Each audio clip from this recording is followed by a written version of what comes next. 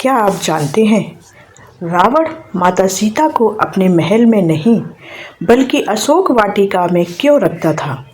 इसके पीछे ऐसा रहस्य छिपा था जिसे जानकर खुद मेघनाद के पैरों तले जमीन खिसक गई थी। जब माता सीता ने लंका के विनाश से जुड़ी वह गुप्त भविष्यवाणी बताई तो मेघनाद भी कुछ पल के लिए स्तब्ध रह गया। आखिर अशोक वाटिका का वह कौन सा रहस्य था जिससे स्वयं रावण भी डरता था? जानिए रामायण की इस रहस्यमयी गाथा को। तो इसके लिए हमारे साथ वीडियो के अंत तक जरूर बने रहिए और वीडियो को लाइक कीजिएगा, शेयर कीजिए यह जानकारी और चैनल को सब्सक्राइब कर लीजिए, क्योंकि हम ऐसे ही महाभारत और रामायण के रहस्य लेकर आते हैं। तो चलिए, लंका की स्वर्णिम नगरी अपने वैभव, शक्ति और ऐश्वर्य के लिए तीनों लोकों में प्रसिद्ध थी।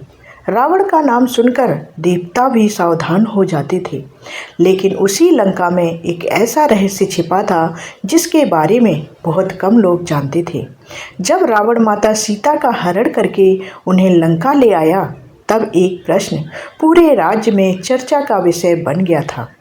यदि रावण माता सीता को प्राप्त करना चाहता था तो उसने उन्हें अपने भव्य राजमहल में रखने के बजाय अशोक वाटिका में क्यों रखा था?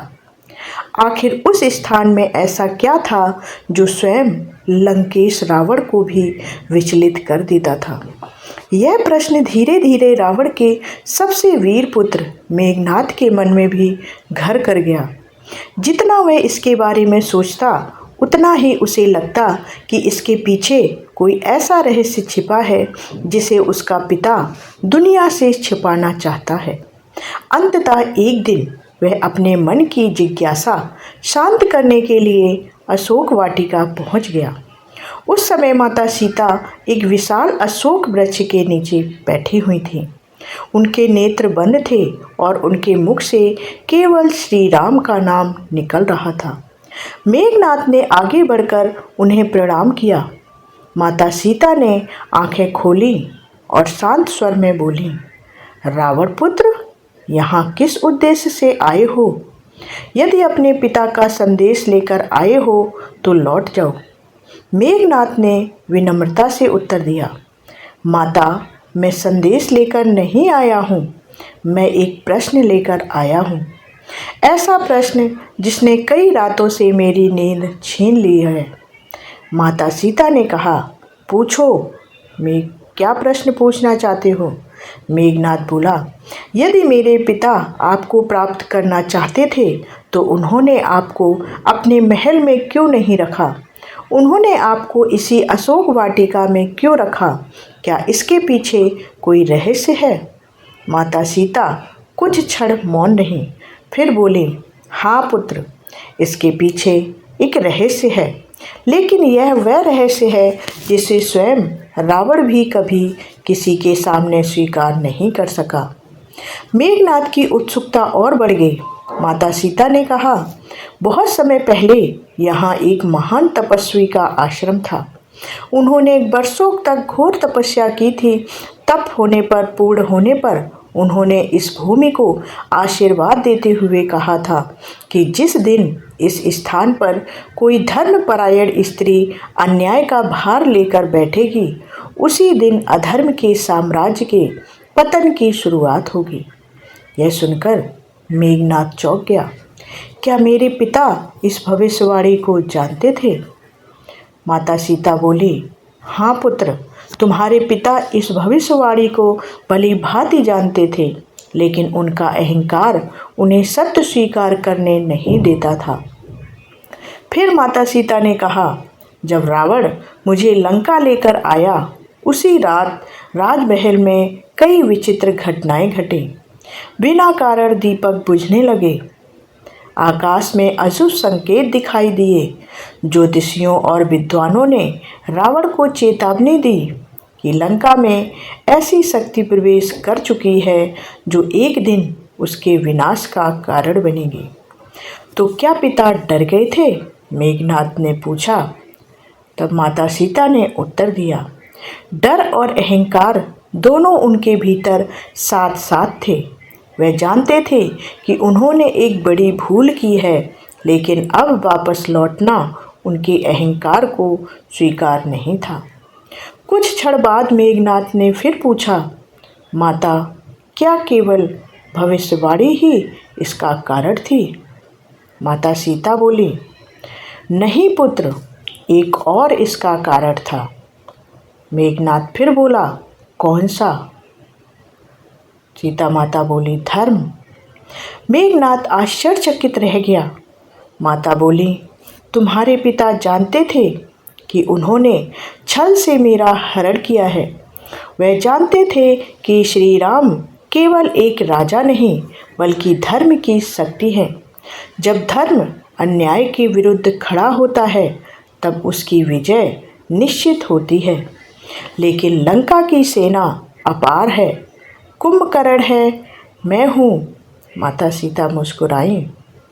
अधर्म को हमेशा अपनी शक्ति पर घमंड होता है पुत्र, लेकिन इतिहास गवाह है कि जब भी अहंकार धर्म से टकराया है उसका अंत निश्चित हुआ है।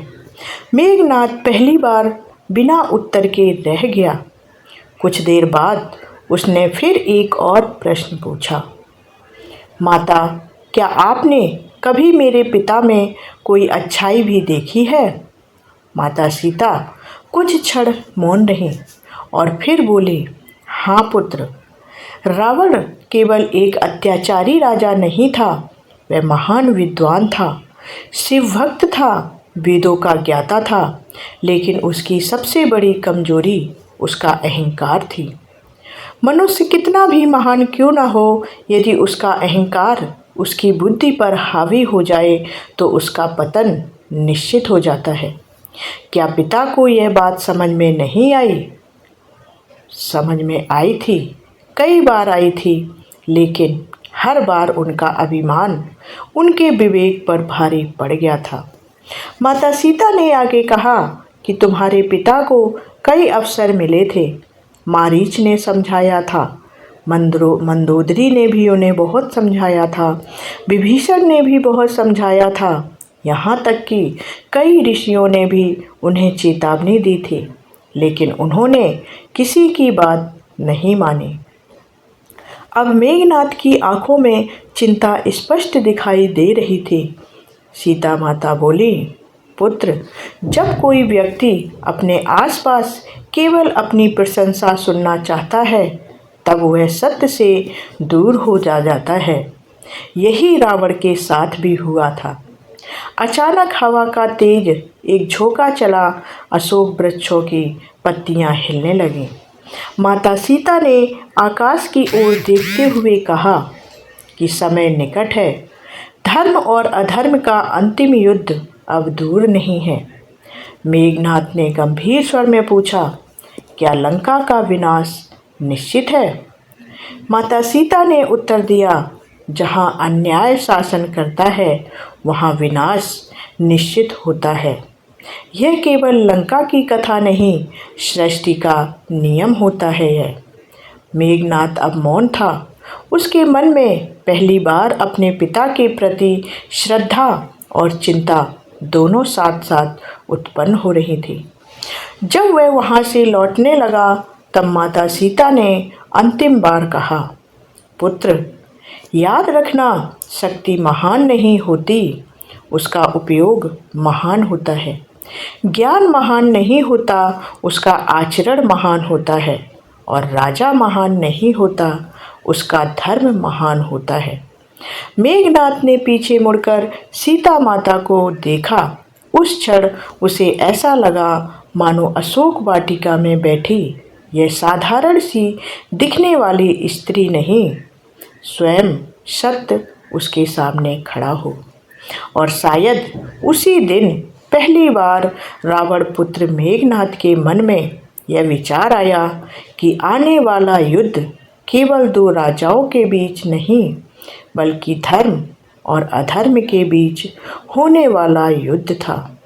और जब धर्म और अधर्म आमने सामने आते हैं तब परिणाम पहले से ही लिखा जा चुका होता है। अगर आपको रामायण की ऐसी रहस्यमयी और अद्भुत कथाएं पसंद आती हैं तो वीडियो को लाइक ज़रूर करें। कमेंट में जय श्री राम ज़रूर लिखें और हमारे चैनल को सब्सक्राइब ज़रूर कर लें, क्योंकि हम ऐसे ही सनातन धर्म, रामायण और महाभारत के अनसुने रहस्य आपके लिए लेकर आते हैं।